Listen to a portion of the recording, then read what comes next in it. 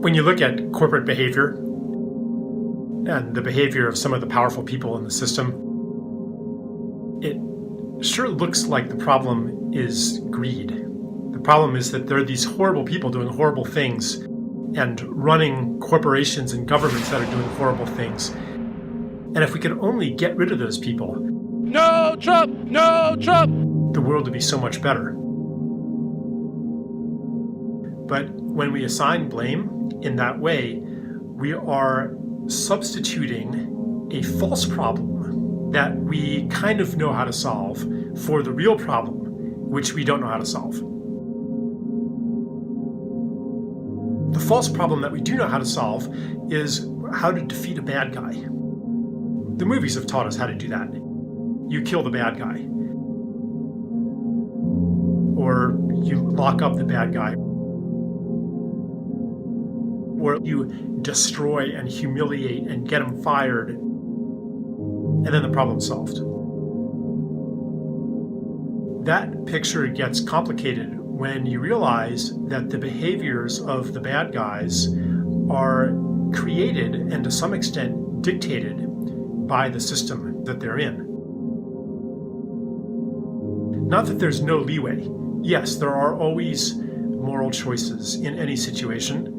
But in general, if you are the CEO of some corporation and you decide that you're going to stop using fossil fuels in your company, if you deviate too far in a way that harms the bottom line, then that institution will eject you, even if the board of directors privately agree with you. Maybe you're the owner of the company and you can do whatever you want. Then you have to worry about market share and your bottom line. The discipline of the market prevents anybody from deviating too far from what the market demands. And there's certainly steps that people can take in those positions to move toward the direction that we want to go in. But those steps require courage.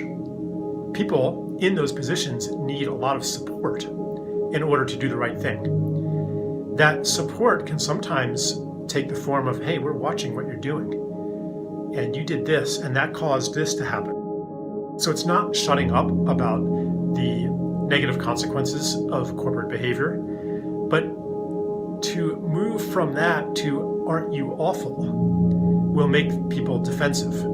And it'll make you seem like an idiot because they know that they're not awful. They took care of their neighbor's dog when they were on vacation. They contributed money to this, that, and the other thing. They're nice. They don't think that they're awful.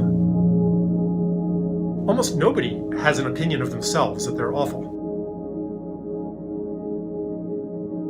So this is the situation that we're lodged in.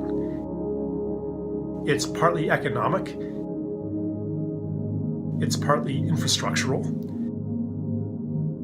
It's partly our habits that were imbued in us from growing up in this culture.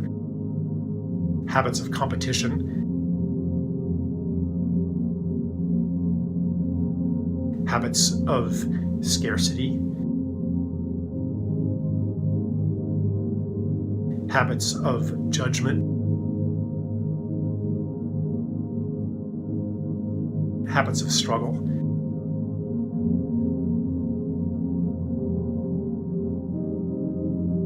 All of these things make us into who we are.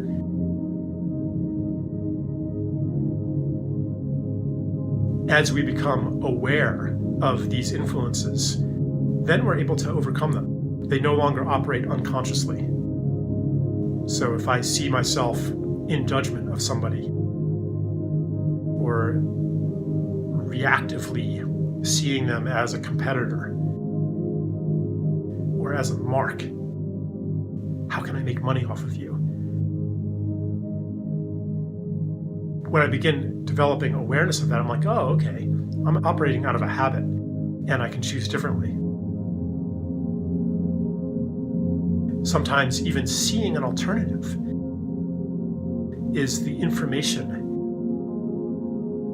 And I mean information in the sense of something that comes in and forms you. having a friend who quit his job and is traveling the country working on permaculture farms. Oh, yeah, I could be doing that. It's not like all of a sudden you became a better person. It's that you got new information. Therefore, if we want to change the system and change the behavior of people in the system, we can be providers of different information, which doesn't necessarily mean intellectually articulated data points.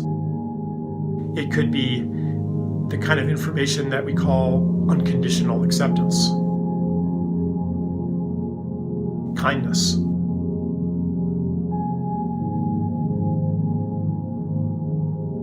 Courage.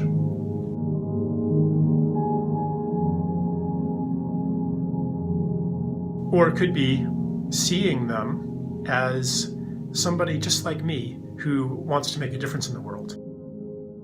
From that way of seeing, all kinds of things happen.